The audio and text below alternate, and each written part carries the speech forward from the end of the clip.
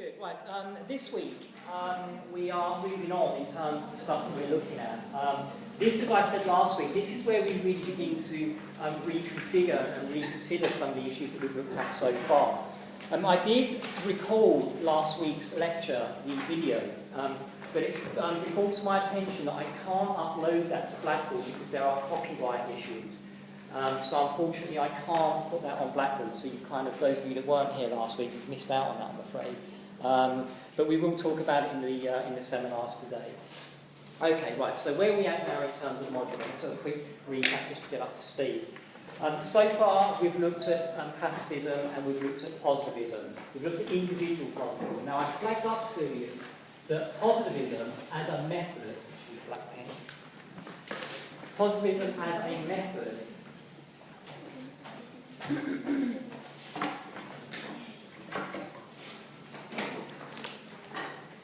it's under the paper. Yeah, thank you. Positivism as a method is split into two, individual and sociological. Individual is biological and psychological. Right. We looked at that a couple of weeks ago. Now we're moving on. Okay, we're now looking at this, sociological positivism.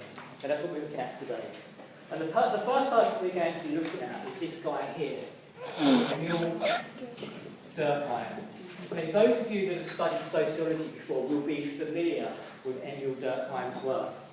Now, Emile Durkheim falls into the category of being a macro-sociologist. He's a macro-sociologist, as opposed to a micro-sociologist. Does anybody know the difference?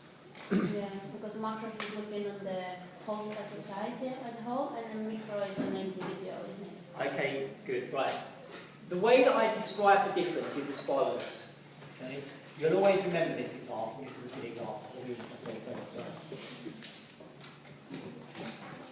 Okay, an alien spacecraft is hovering above this scenario. Okay, the scenario is as such. There's a car. That's quite clearly a car.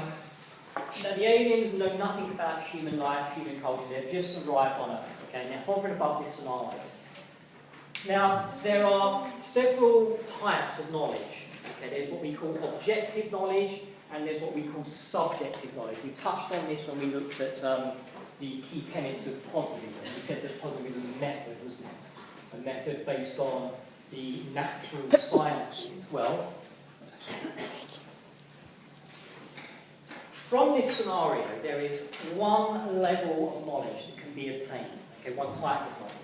So every time this car approaches, or a car approaches the traffic light, and the traffic light is red, the car stops. When the traffic light goes green, the car starts. Okay? Now there's knowledge that can be gained from that. So what is the knowledge that we can gain from simply observing this scenario? It's objective knowledge, but what makes it objective? That it's not proved. No, but it's not. But it's not. It can be proved. It can be proven. So the knowledge that we can deduce simply by observing this patterned and recurrent behaviour. Okay, it's patterned and recurrent behaviour. Is that every time this light goes red, the car stops. When the light goes green, the car goes. Okay, that's objective knowledge. That's a knowledge that can be deduced simply by observing. Macro-sociologists, then, are interested in revealing objective forms of knowledge. Objective forms of knowledge. Knowledge that can be deduced simply by observing the patterned and recurrent nature of activity. You remember when we looked at the key tenets of a scientific method, we said that one of the things that a scientific method seeks to be is value neutral. Value neutral. I'll explain what this means in a moment. Value neutral. So it seeks to be objective. Do you remember I gave you the example of the Bunsen burner? Okay, it burns and out that comes hydrogen, 2 hydrogen and 1 oxygen. Yeah. That will always happen. That's a test. That's a scientific experiment. That every time we repeat, we will get the same responses. Okay. Likewise, every time you look at this, every time the alien hovers over this scenario, this will be what happens. Now, one of the objectives of a scientific method is to reveal laws. Laws. So that's a law, isn't it? When we burn water, when we heat water, it will produce hydrogen and oxygen. That's a law. That's a scientific law. Now, Durkheim believed that we could apply this method of the natural sciences to understanding human behaviour. Okay, so we can observe human behaviour, okay, in order to reveal objective forms of knowledge. Okay? So that's a type of macrosociology. Now that compares to microsociology. Okay, he's not a microsociologist, but we will be looking at microsociology or forms of microsociology later on in the semester. Microsociology means what then? Well, microsociology is obviously different from macrosociology. So rather than seeking to reveal objective knowledge, it seeks to reveal subjective knowledge. Good. Subjective. So what is the subjective knowledge here then, in this scenario? What can't the aliens tell us simply by observing this phenomenon? There's a limit, isn't there, to what they can actually tell by simply observing. When the traffic light will change? Simply by observing this over a period of time, they could tell us that, couldn't they? Say after every 10 minutes it will change. So they would be able to tell that. But there's something they can't tell. What do you have to do? What do you have to do in order I don't know. Or what it means? Yeah, what it means. What it means, okay, so... Like red one, you have to stop. Yellow, you have to prepare. Yeah. The why. In order to understand the why, what the aliens need to do? They would need to speak to the driver. Okay, so they need to find out why the driver is doing what they're doing. Simply by observing, they cannot tell the why. So in order to get the why, the aliens would need to have some kind of engagement with the driver. So they would need to find out this then. The value, the why. So then, macrosociology believes then, or argues, that society is both structured and patterned, and indeed recurrent. So behaviour is recurrent. Now, according to these macrosociologists then, our job is to, or the job of macrosociologists, is to reveal these structured patterns and recurrent laws. And we can do that simply by observing human behaviour. So then, for macrosociologists then, they adopt what's called a holistic approach. They see society as a system. As a system. Is making sense so far? Okay, let's move this off. Right, any questions on this? Because this is the basic stuff. This is the platform. Everything flows from this. Does everybody understand this? If you don't, say so, and I'll explain it again. If you don't understand, the chances are there's other people that don't, so you'll be doing everyone a favour if you don't understand. So everyone knows that you don't understand it, right? Brilliant. Okay, well, thanks for having the honesty to say, because there's other people that don't understand this as well. So let's clarify this, because it's really important we understand it. So behaviour then, according to this approach, is patterned and recurrent. Do you remember I gave the example? I said to you that I can tell you a law of human action here. I can tell you that each week in London, Monday to Friday, between 5 o'clock and 7 o'clock, the traffic will be very busy. There will be what we call rush hour. Now that's going to happen, isn't it? That's going to happen independent of by individual will. Okay? So that's going to be something that happens pretty much on its own, as you like. Okay, so we can observe that then, we can see that. You can observe certain laws yourself. This morning you came by tube, for example, or on a bus, and you'd have noted that the tube and the bus was very busy. Okay, now these are laws. Okay, these are things that happen that can be observed. So that's something that we can tap into. That's a statement of knowledge that we can make. Okay, we don't need to understand why it happens, we can just understand that it does happen. Yeah? So, what these guys are saying, Durkheim, as a macrosociologist, he's saying that we can apply the method of the natural sciences, this observation, this objective observation, and we can reveal laws of human nature. Does that make sense now? Yeah? Okay, I'm going to give you an example later on, so just to re-emphasise this point. So bear with me for a moment on this, but that's the key gist of this. So behaviour in society is structured, patterned and recurrent. Let me give you another example, just so we're clear. I said that Durkheim believes that society is a system. It's a holistic approach. Okay? Now, Emile Durkheim is what we call a structural functionalist. Okay, sociologists like their jargon. A structural functionalist. Now, I'm going to explain what that is. Does anybody know what structural functionalist is, by the way? I don't know what they said, but on the sociology Yes. lectures, they're really, really upset with it. They say that... They're upset with it? Yeah, because they say that he's not a functionalist. But he isn't a functionalist. He is a functionalist. They say that he's not. Who said he isn't? No, that's what it is. Yeah. No, I read set out in the book.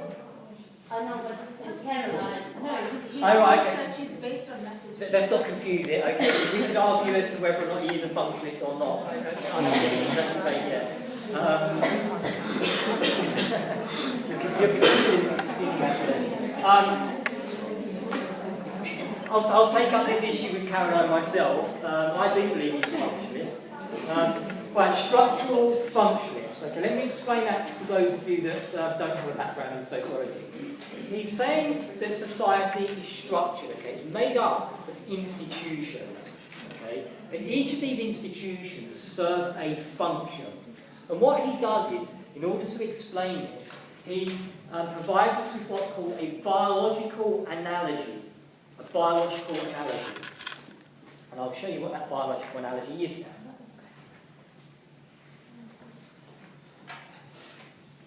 He said that society is very similar to a plant. This is just another excuse for me to draw a silly picture. I don't need to draw my pictures. A flower. Oh, that's good, isn't it? Right, so society then is like a plant. So what does he mean by this then? He means that all parts of this plant are interdependent and interconnected. All parts of the plant are interdependent and interconnected. In the same way that society is interdependent and interconnected. All of the institutions then, so rather than having leaves, flower, and roots, we have different institutions. All of these institutions are interconnected and they're interdependent as well. So, society is like this plant then. It's structured. Okay? Each part, not only is it structured, but each part of this plant serves a function. Okay? It serves a function. So let's look at this then, right? Okay, so the leaves. What function do the leaves serve? I'm no biologist, but... photosynthesis is the technical term, isn't it? Yeah, sunlight. Yeah. Okay, so the leaves enable the plant to capture sunlight and it does stuff with it. Don't quote me on that, obviously I'm not a biologist, but it photosynthesises. It's there to help it feed. Okay. Likewise, the roots. What function do the roots serve? Okay, it enables it to suck up water. That's obviously the technical term. The flower. What's the function of the flower? The pollen, that's the reproductive aspect of the plant, isn't it? So it can reproduce. Okay. The stem here, that's obviously everything hangs off the stem, so that's like the backbone, if you like.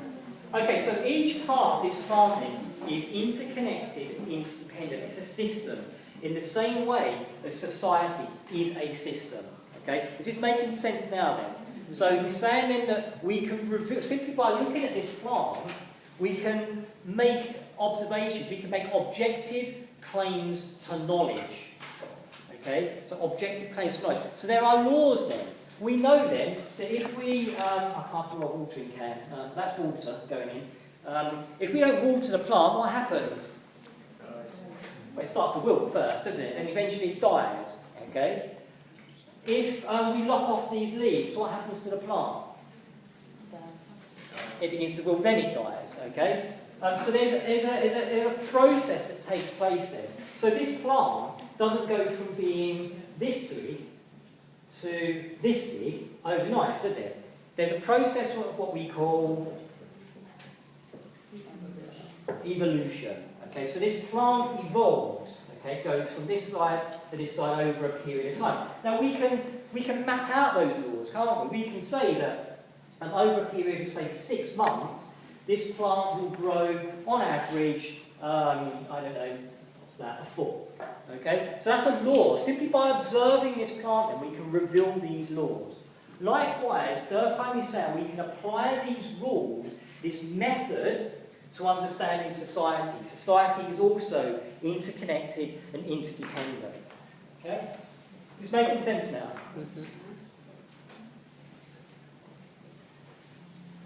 So it's a system. It's a system that's structured, it's made up of interdependent, interconnected parts. Okay, so you're probably sitting there thinking, what's this got to do with crime and criminology? We're not at that stage yet. We need to understand Durkheim's basic position. Okay, now, I've forgotten to mention something. I've not forgotten, I did it deliberately. There's something that we need to do before we go on to understand the theory, isn't there? What is it we must do? Put it in context. Put it in context, right. Does anybody know the context in which Durkheim was writing? Anybody know anything about his background, where he's from? He's from French. He's French. Yeah, and it was about the period of industrialization. Industrialization. Okay, industrialization pretty much happened. So in terms of our timeline, we're kind of, we've gone beyond that. We're in modernity. The revolution, brilliant, right. The setting up of the Third Republic in France. There was also what's called this, the Dreyfus Affair. Now, I'm not going to go into great detail about what the Great Dreyfus Affair is because it's beyond the remit of what we're looking at today. But the one thing that you need to bear in mind here that this was a revolutionary period in France. What happens in a revolution? What happens in an industrial revolution? What do we mean by a revolution? Change. Not just ordinary kind of not just slow evolutionary change, but rapid change. Okay? A revolution, a very, very quick change. Now this is important to understand change. At the time that Durkheim was writing, it would appear to Durkheim that the setting up of the Third Republic, the Dreyfus Affair basically was a big political scandal. Okay? But what it actually indicated was this.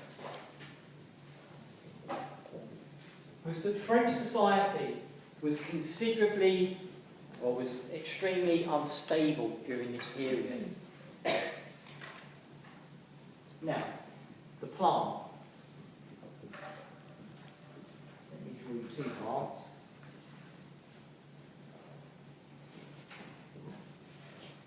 We have 2 plants here. We have a healthy plant and we have an unhealthy plant. Likewise, Durkheim said that we can have what he called healthy societies or pathological societies, sick societies, ill societies. So, right, the context then. Considerable change, social, economic and political revolution, setting up the Third Republic in society. It appeared as though French society was imploding, it was breaking apart. It was unstable. So, put yourself in that position then. Okay, you're writing, you're Emile Durkheim, you've got yourself a big bushy beard. All the big sociologists, Weber, Durkheim and Marx all have big beards. That's what I'm aspiring to, that's why I'm growing my beard. Doing that. Put yourself in that position. revolution, political scandal, it seemed as though society was breaking up. The context, as we're aware, informs the theory, doesn't it? Yeah? Context informs the theory. Theories don't just emerge in a vacuum, they're informed, they're driven by context. So, what types of questions do you think Durkheim is going to ask as a result of all of this change? How to solve the problem of instability? Not just how to solve it, How to explain it? why it happens. And how to live with it? If you've got rapid social change, all of this change occurring, So how to control it? how to control it, why do you say control? Because it was unstable and society was getting into chaos, so... You're almost there, but you're using the wrong term. The reason why I flagged up why you're using the word control, because control is something that we've been talking about the last few weeks, the control of crime, isn't it? We'll come back to that because it's a really important point you're making, and it's a shift in the way that we think about this subject. Okay, but that's where we're going to end up, actually, addressing the point you just made. If you've got all this rapid social change, what do you think? If we explain it why it happened. Explaining why the change is occurring. You might want to understand why something's occurring so you can actually deal with it. What you wanted to understand is what was it that actually made societies cohere? What is it that brings societies back together again? What makes them healthy? Because this is a coherent plant, isn't it? All parts of this plant cohere. It's a healthy plant. This is an unhealthy plant. So likewise, a society that is breaking up, where there's leaves falling off and there's flowers, that's an unhealthy society. So what is it that makes this plant cohere? What makes it a healthy plant? What makes it cohere? Is this making sense?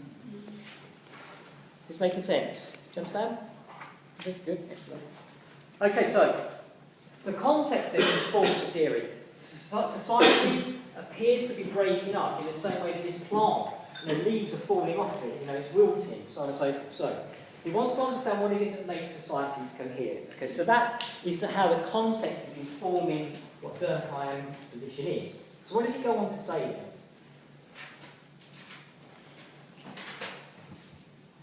Right, we go back to our timeline.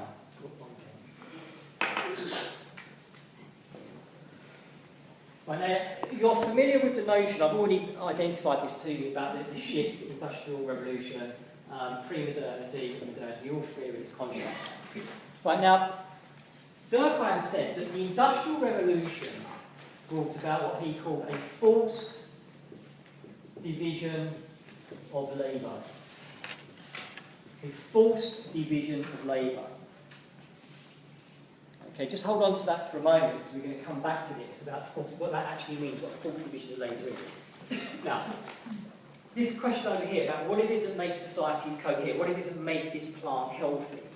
Well, he says that at the heart of all societies, there is what he calls the conscience collective, or the collective conscience. The collective conscience. These are a series of norms, values and beliefs. Shared norms, values and beliefs. The collective conscience is at the heart of all societies according to Durkheim. These are a shared set of norms, values and beliefs. Now he says that in pre-modernity, pre-modernity is characterised by what he calls mechanic solidarity. Mechanical solidarity.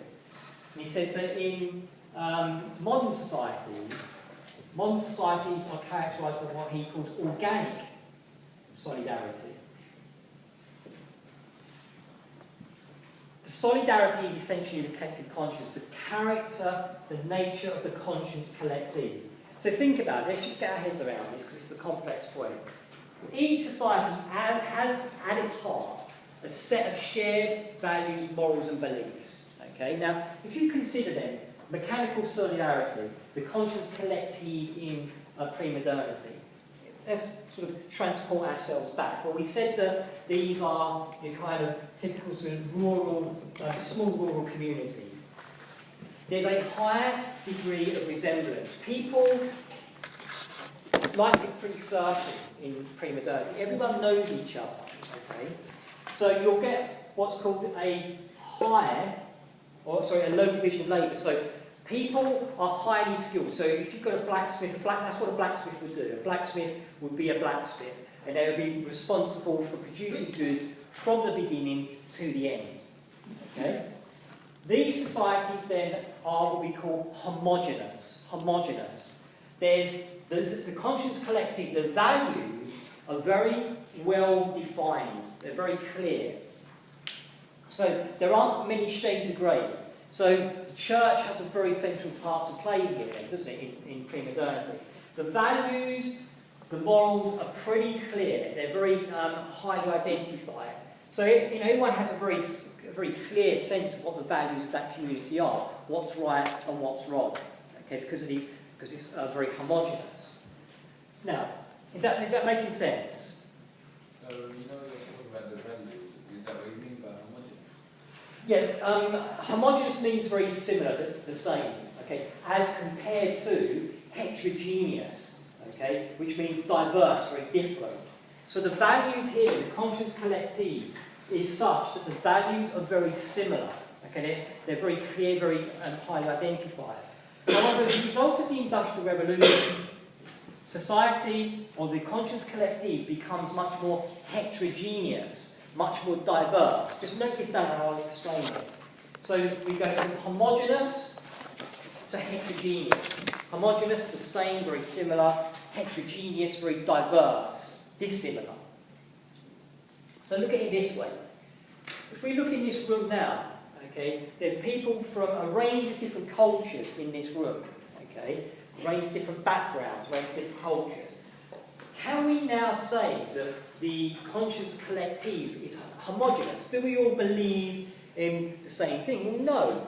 The conscience collective is much more diverse, it's much more plural, okay? There's a range of different values in this room.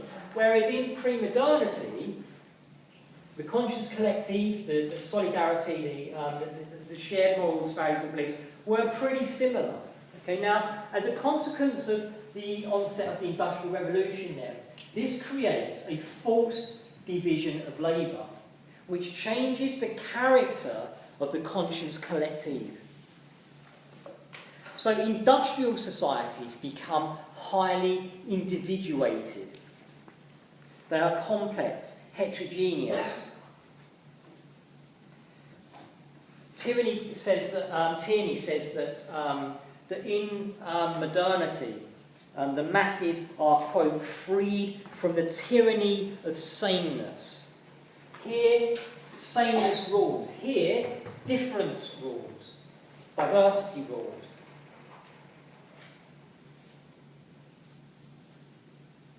So then, pre-modernity then is characterised by mechanical solidarity, a high degree of resemblance. Here, in modernity, there is a forced division of labour. So I'll give you a real basic example here. Here in pre-modernity, there you are in pre-modernity, okay, you will have a very clearly defined role to play in society, okay, and you will be a farmer, okay, so you know that what your job is to go out and cut the corn and to harvest stuff, and pretty much every year you'll be doing the same thing in and out, yeah. Here, in pre-modernity, in post-modernity, as a result of the Industrial Revolution, you become detached from your working environment. So you will be working on a production line, for example. So you will have a very small part to play in a very bigger picture. Okay? So you become a very small part of a bigger process, if you like. So then, this means then that this creates problems. Here, in modernity, the conscience collective is weaker. It's weaker. It's not as well defined. It's not as strong as it is in pre-modernity. Is this making sense? Not at the back.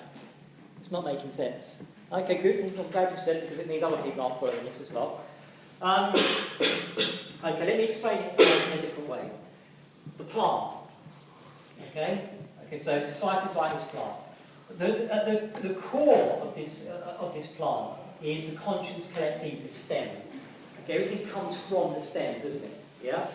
Likewise, society, everything comes from the conscience collective, these shared values, morals, and beliefs. Okay, it's the starting point.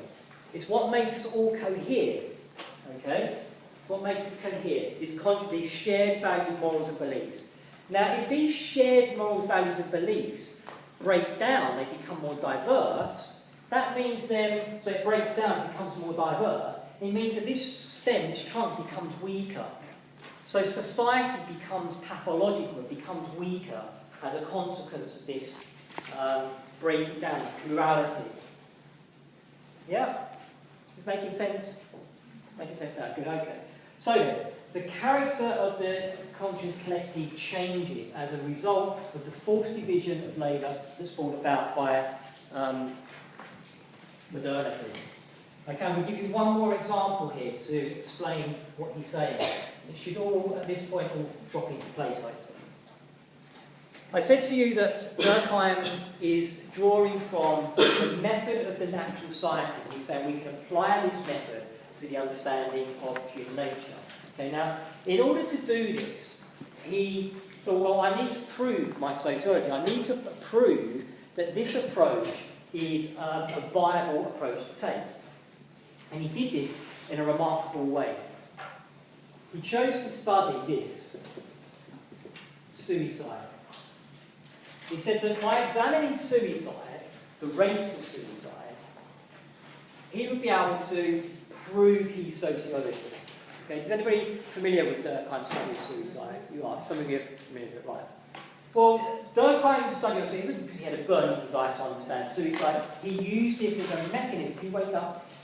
He used this. Can we use this as a mechanism to understand society? Now, if we wanted to understand the reasons why somebody might commit suicide, what would we ordinarily do?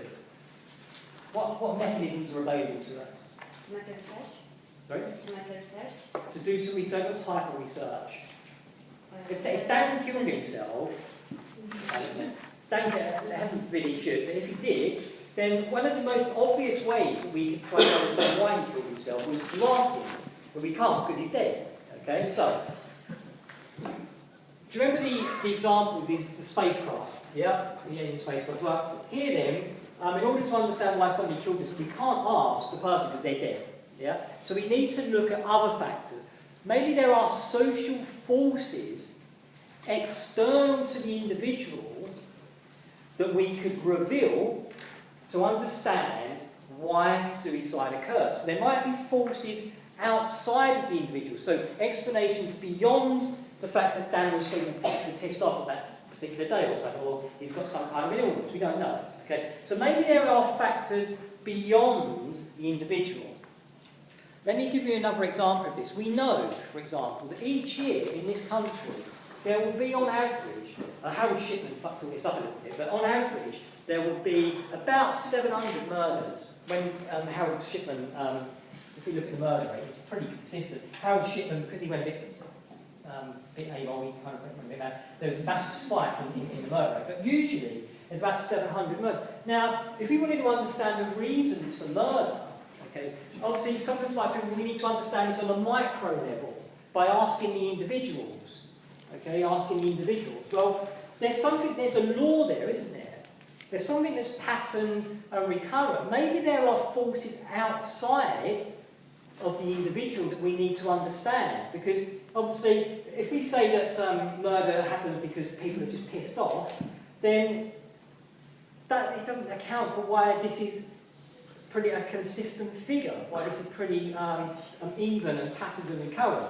Likewise, with suicide, Durkheim noted that by taking recorded rates of suicide, he said that they were pretty consistent across Europe. He said that they were patterned, they were recurrent. There was a pattern there. Now he wanted to understand what forces fed into that process, because there must be forces external to the individual if these are going to be patterned. Why do they keep on repeating? So what he did is he looked across Europe. So here's sort of Europe there. And he looked across and he said to himself, well, let's try to understand the recorded rates. So that was the starting point. And he noted that certain countries, year on year, tended to have higher or lower, but pretty consistent rates compared to other countries. And he said, well, what is it about this? And why is it that the UK, for example, had a higher rate than, say, Spain? Yeah? And so he began to explore this. He was trying to work out what were the differences between these different countries. And he said that one of the key factors that separated these countries was religion, particularly Catholicism and Protestantism. Now, he said that countries that were ostensibly Protestant tended to have higher rates of suicide than those countries that were Catholic that tended to have lower rates of suicide. So there's a law, there's a pattern that can be revealed. So he wanted to understand why it was that countries that were predominantly Protestant had higher rates of suicide than countries that were predominantly Catholic that had lower rates. What do you think the explanation might have been? Because Catholics are more united. More, not united. They have collective conscience. They are more. Coherent. They cohere more. They have a greater degree of integration. So the level of social integration was really important here. For those of you that don't know the difference between Catholicism and Protestantism, I'm going to give you a very basic explanation of the difference. Okay, you're smiling. Okay, this is a very basic. Obviously, there's a big theological difference, but essentially, Catholicism. You tend to find that Catholic countries have higher degrees of. You tend to find that they have extended kinship networks. So families tend to be a lot closer.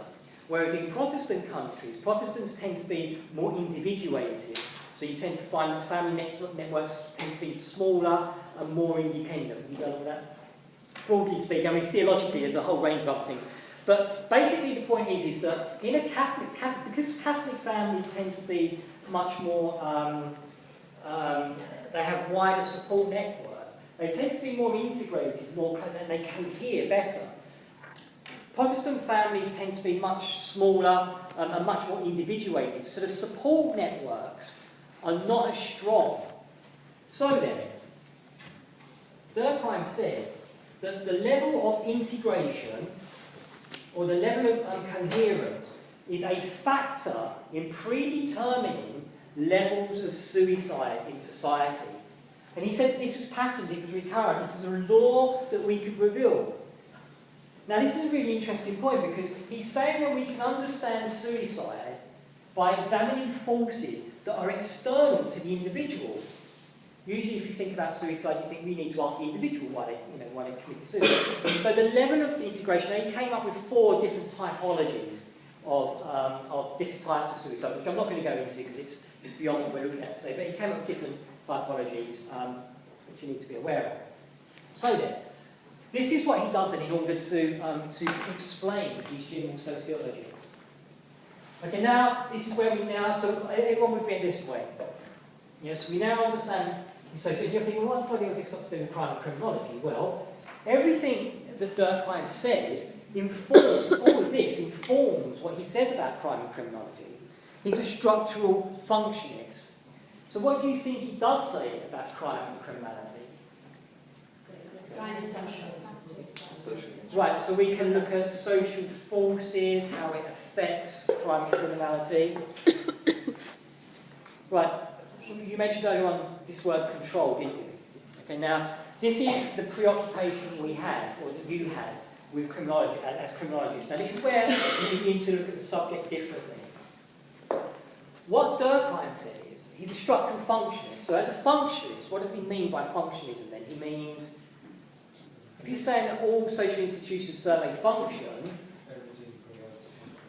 everything serves a function. So what do you think he then says about crime? Is that if something in society doesn't function well, then it's... Well, he says that crime serves a function too. Right, so crime serves a function, according to Durkheim.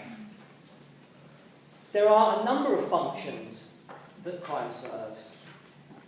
He says that, firstly, it serves the function of what he calls boundary maintenance. Boundary maintenance. I can't even write that. Boundary maintenance.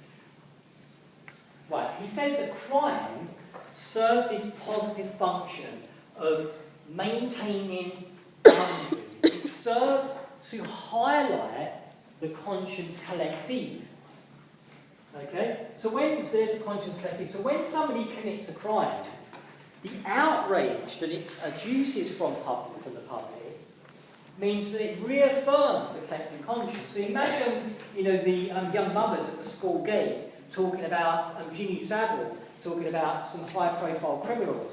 What it does is it reaffirms the conscious collective. It reaffirms the values that we share, that paedophilia is wrong, that murder is wrong, that burglary is wrong. It binds us together in our collective outrage. So it serves the function of highlighting the moral boundaries, of showing, the collective response that we have from crime serves to identify that we have more values in common than not. So it serves this boundary maintenance. He also says that crime serves an adaptive function. He says that crime can lead to social change. He says that for societies to evolve, like the plant, for societies to move forward, yesterday's deviancy must become today's normality. So crime serves an adaptive function. Now he uses the example of Socrates, but I'll use the example of Nelson Mandela. Nelson Mandela, he was imprisoned for over 20 years for being a terrorist.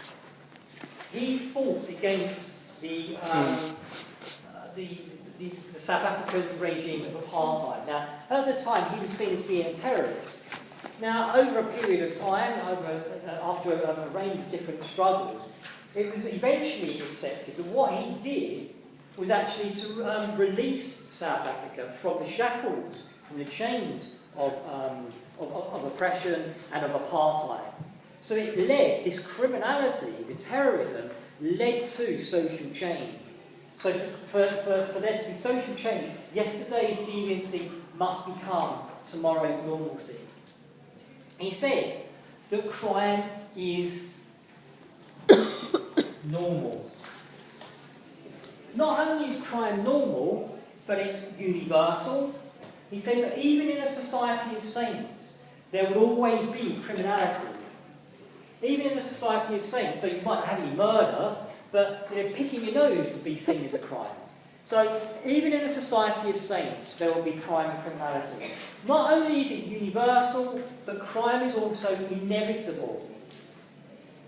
Crime is also inevitable. He says that not everyone can be attached to, or as equally attached to, the conscience collective. As a consequence, then, not everyone will fight the conscience collective, what's right and what's wrong. So there will always be groups that violate these shared norms, values and beliefs, because not everyone will be as committed to them. So crime serves the function of being a boundary maintenance, and also it serves this adaptive function. Crime is normal, it's universal, and it's inevitable. Now this is a fundamental shift in the way we think about crime. Because so far, we were focusing on the word you used, the control of crime. There's this kind of preoccupation, and many of you would have thought about this and thought, well, crime is something that's wrong, it needs to be controlled. Well, here, what Durkheim shows is that crime can actually serve a positive function for society. He's not saying crime is good, okay? He's saying that it serves a positive function. Saying that it can help societies to evolve, to move forward, and it helps us to cohere in our collective outrage when crime is committed. Okay, is this now making sense? Right, so what Durkheim does is that he situates his observations about crime and criminality within his general sociology, that we can reveal these pattern and current laws. Now he says, when you look at crime rates, he says there needs to be a healthy amount of crime. Like a plant. The plant needs to evolve, so there needs to be a healthy amount of crime. He says that if crime becomes too high or too low, it becomes what society becomes, to use his term, anomic, or we enter into a state of anomie. Now this is a French term, anomie. It means normlessness. Normlessness. Think about it. If crime rates become too high, then you get into this kind of situation where there's too much social change, too much change, and that's unhealthy for societies. If there's not enough crime, then the boundaries are not being identified, they're not being reinforced. So there needs to be a healthy volume of crime to help societies to evolve in the same way as the plant evolves, the way it adapts. So society becomes anomic then, if there's too high a crime rate or too low. There needs to be a healthy amount of crime. Okay, right, now this is the starting point then for what we're going to look at in the next few weeks, because next week we're going to look at a guy called R.K. Merton. Now R.K. Merton also is a macrosociologist, and what he does is he takes this concept of anomie and he develops it. Okay, so again, I know a lot of you have been doing reading before the lectures. Keep that momentum going and do some reading on R.K. Merton for next week, and hopefully it will be